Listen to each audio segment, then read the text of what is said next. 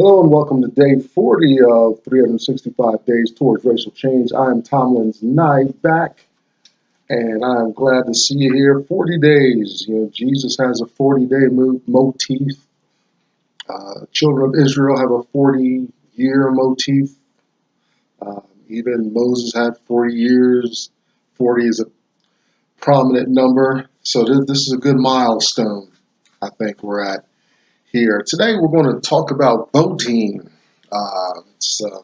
Next year will be another big election. It's going to be interesting to see how the race heats up. Today will just be kind of an overview brainstorm of some things. Please reference the notes. Leave a like and share this with other folks as you will. I really appreciate seeing our membership, our little private group grow as it will, but I'm not pushing it. This is still a personal exploration this year, a year commitment, doing something uh, very, I feel, meaningful as we get further along into this subject. As always, I want to introduce Dr. Claude Anderson. He's not here physically, but it's his work, his videos, all this that have inspired me. I've got 3 of his books that I'd like you to read because we reference them. One is Black History Reader, 101 Questions You Never Thought to Ask. Mind-blowing stuff in there about Black life, the places we're still stuck in after hundreds of years.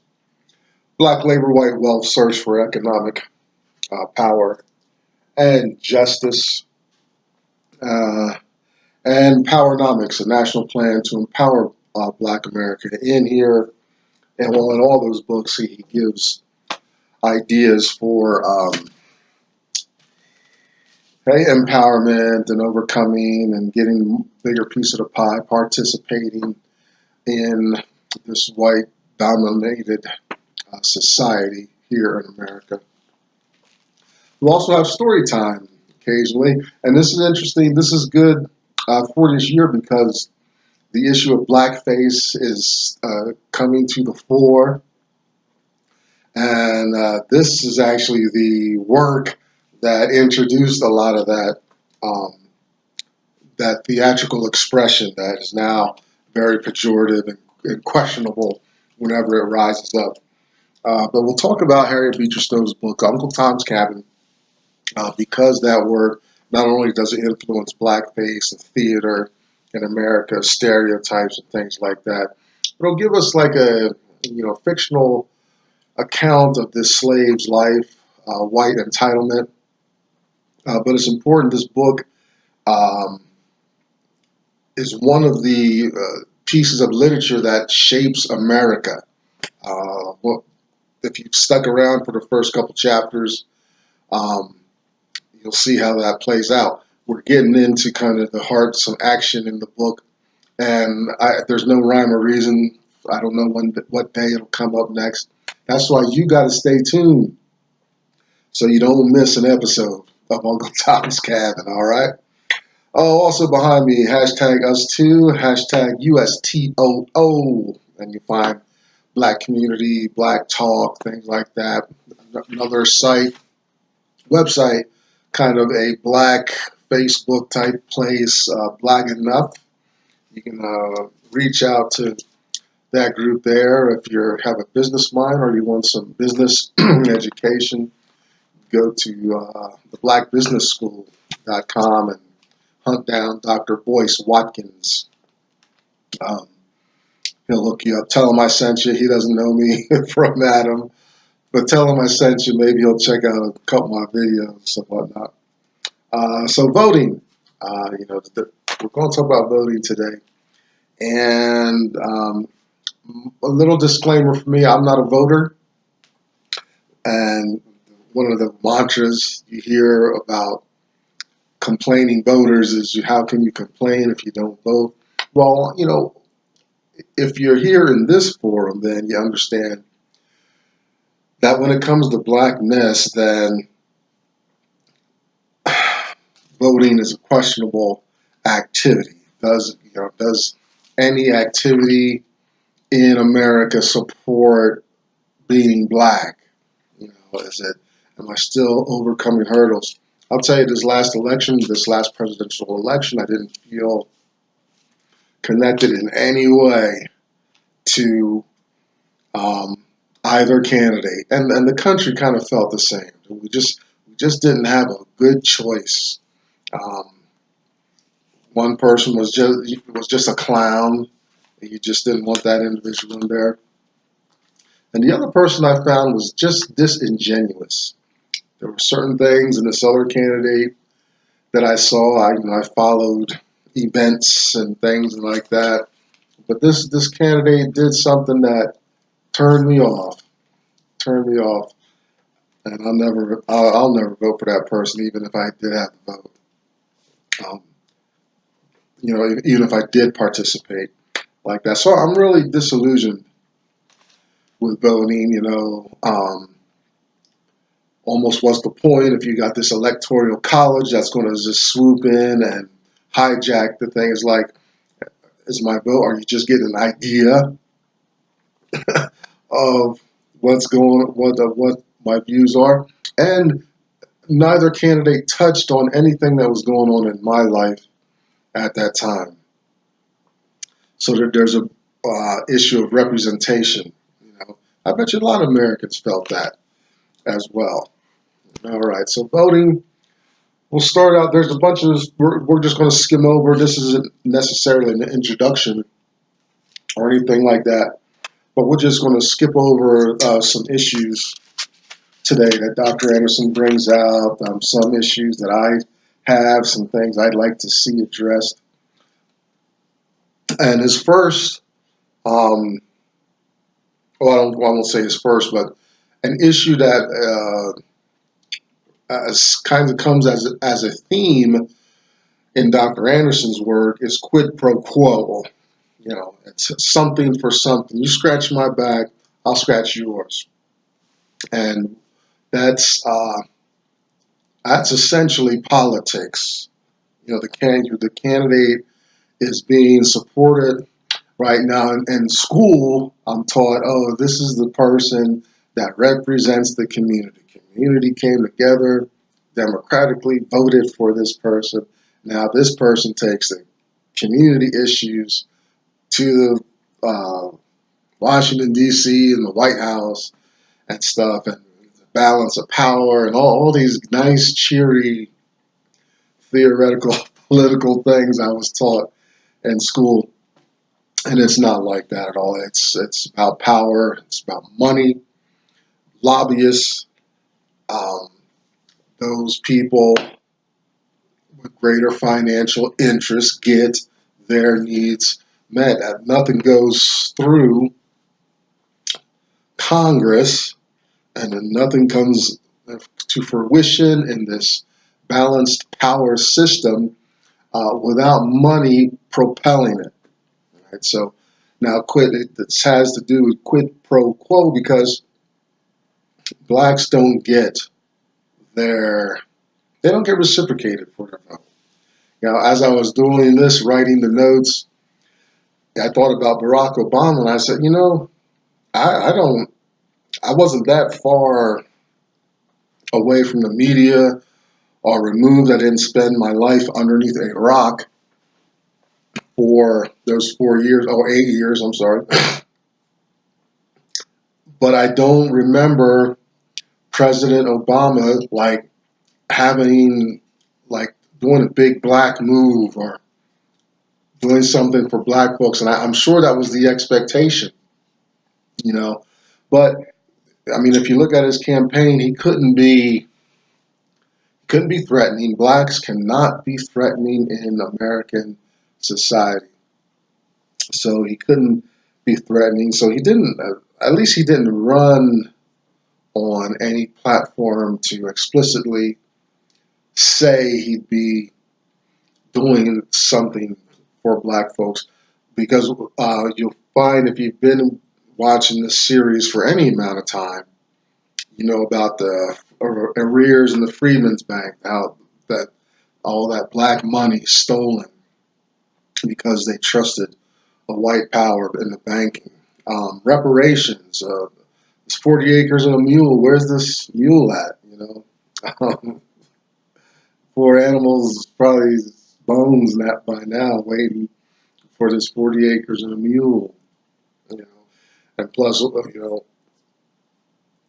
jealous whites would not really allow that. This you have to continue to make laws because white power is not going to tolerate too much black success. They don't. There's portions of white society that are really intimidated when black folks start rising up. So much so that you have lynching, crop burnings, poisoning animals, intimidations, violence, being shot dead in the street. No big court case, no things like that going on, right? So, you almost have some fear if the blacks really started getting what's owed them in American society. But so blacks need to check their voting, understand why you're voting, who you're voting for. Can you remove a candidate that's not living up to the expectations of the voters that put that individual there? There was the hearing for temporary Attorney General Whitaker guy yesterday. I turned CNN on and I was in and out of consciousness. Those kind of things do put me to sleep because nothing happens at these hearings. Nothing's said, and then the hearing is the public show, and then they got to take this individual to the private hearing and under oaths and things like that because they fear it's national security and they don't want America to see what's really going on back there. It's what a waste, man. That's a lot of resources. They were grilling that guy over 6 hours, and I look at the media and I say, man, who's getting paid for this? Even you politicians, who's getting paid? You ain't out there for nothing.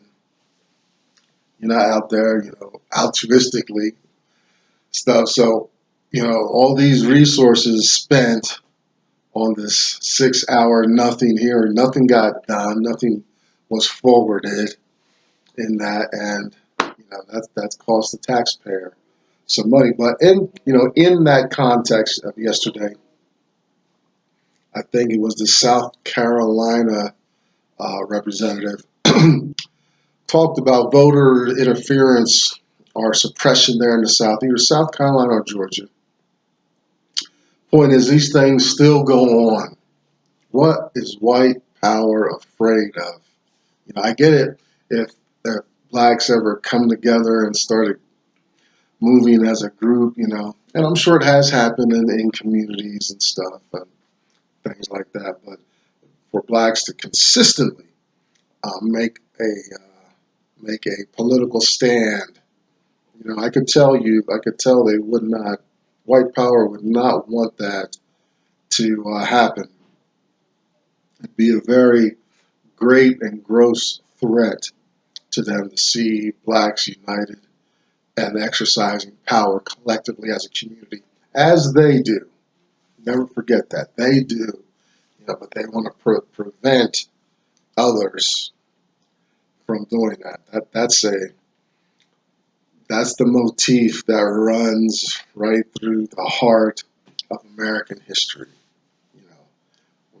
We free ourselves from some power, but then we turn around and exercise and find some other group to marginalize in our place. That's the American way. So on that note, Dr. Anderson, he says, let's get together as one voting bloc. Let's withdraw totally from both major parties, Democrat and Republican, and have just our own black national party, black independent party, whatever.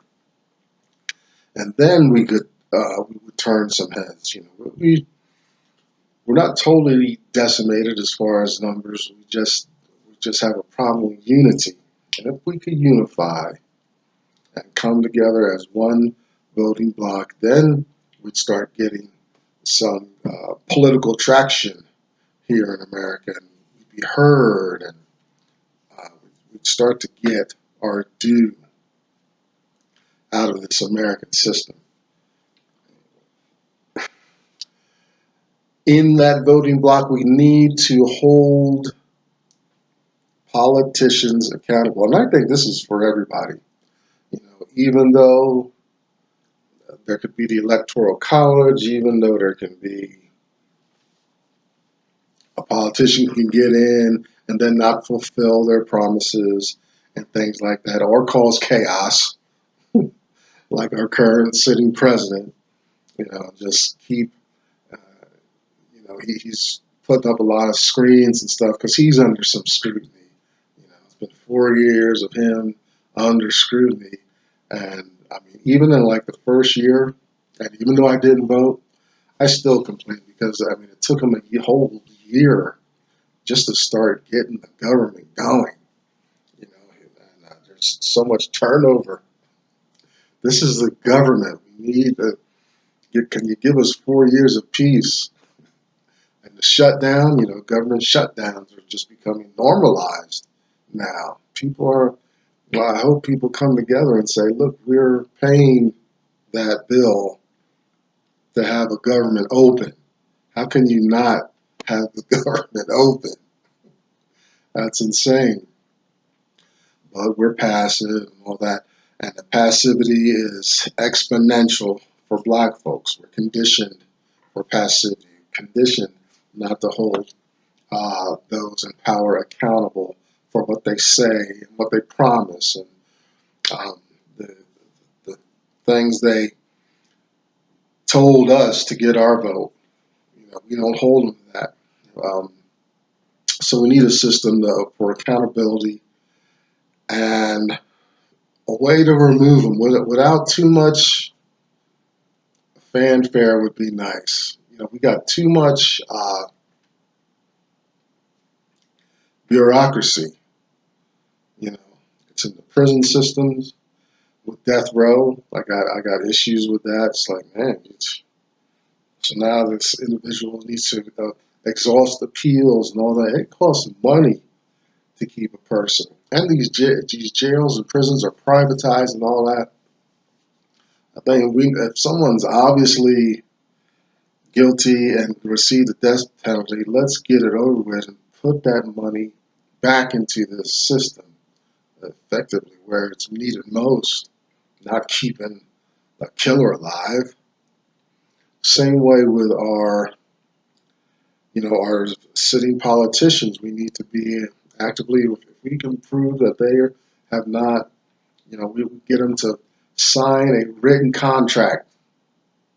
Well, this is what you ran on. This is how you won. Fulfill this contract. Don't get caught up into anything else. You came from this district, state, whatever. Sign the contract. If you don't fulfill the contract, we're going to remove you expediently out of there. But who cares if it's vacant? But you're going to do what the voters said do. That's what you promised. You're our representative. You work for us. It's like I'm learning about buying stocks and companies and things like that. The shareholders are the bosses. The board listens to the shareholders, and the CEO is not the boss of the company. The CEO is responding. The CEO is like a giant manager over this thing to make it happen. The CEO answers to the board, right?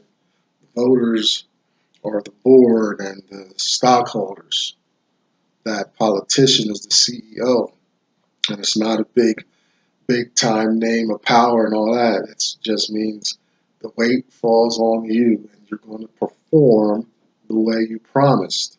That's how you got that seat. You told us you could do it, so do it. And don't be off on tangents and all caught up and stuff. Yeah. So I'm not disappointed that I don't vote. I'd like to see some way to get for us to get politicians and this country in general to reform education. We need a better historical and economic education in this country. We're turning out people. I mean, it doesn't even matter if we're literate or illiterate. Those are side political issues. You know, what we need to understand central banking. And history needs to. There's a bunch of gaps in our history. History needs to be more fluid and be inclusive to all the races that participated in the American dream and building America. You know, not just this white lily covered. Um, history is it's like this.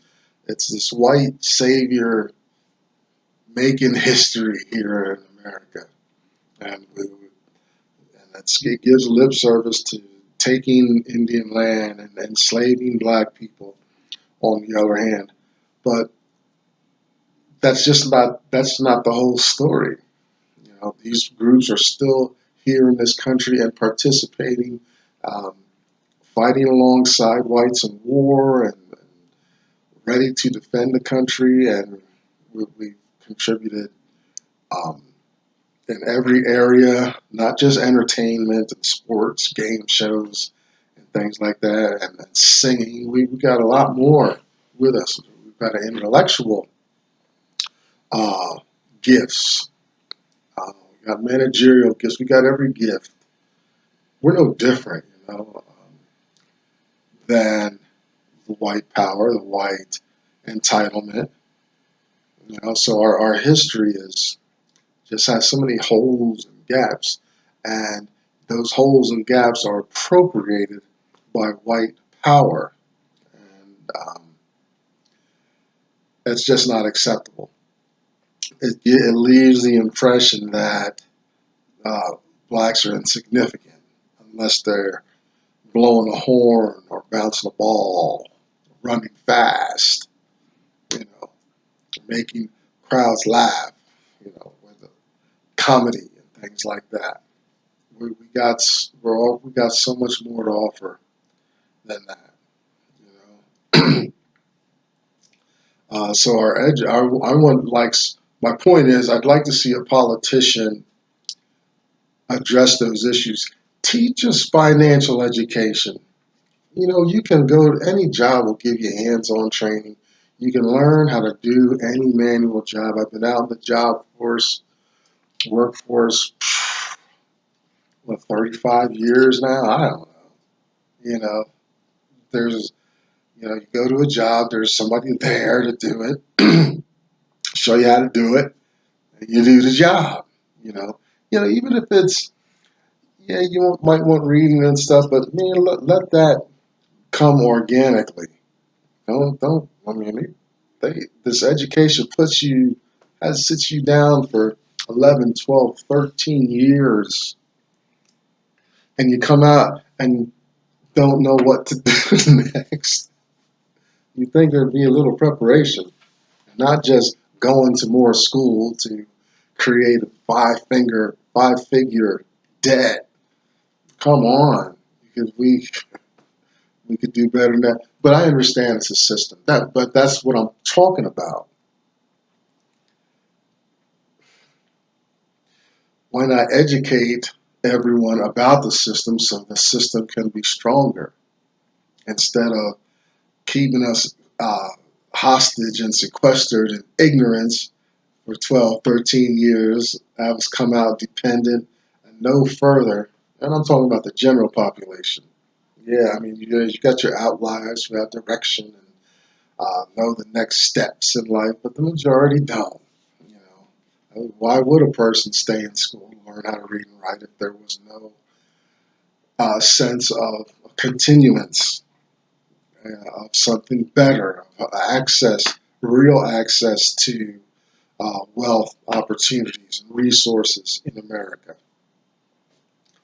Yeah, but it's easier to let them out on drugs, so we have a whole drug system. Let them get into crime, so we have a whole crime system to address that. Um, yeah, let them run fast, carry the ball. You know, they're let them be stand-up comics, so we have game shows and comedy and things like that. You know, instead of giving us what we need. Now, that'd be a politician I'd be interested in, and I mean a serious. And of course, you have to have you include other groups and all that. I would, I'd fall over with a heart attack if the politician was like, "No, this is for Black people. This education plan that platform I'm going to run on." I was like, "Oh, Elizabeth, I'm coming to join you." So that'd be that'd be quite a leap for someone to stand up on that platform on those issues aggressively like that. That's what I'd like to see. Some education form. History, economics.